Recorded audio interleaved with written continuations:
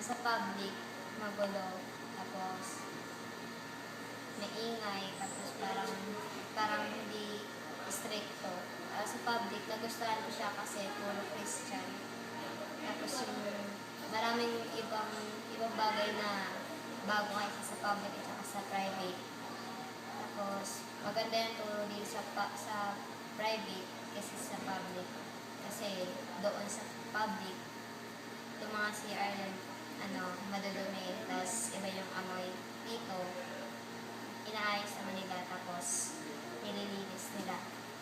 Tsaka sa public, parang hindi masyadong stricto. Tapos, yung mga teacher parang mga masusunit. Yung sa private, stricto. Tapos, mababait naman sila. Tapos, Christian yung tinuturo nila.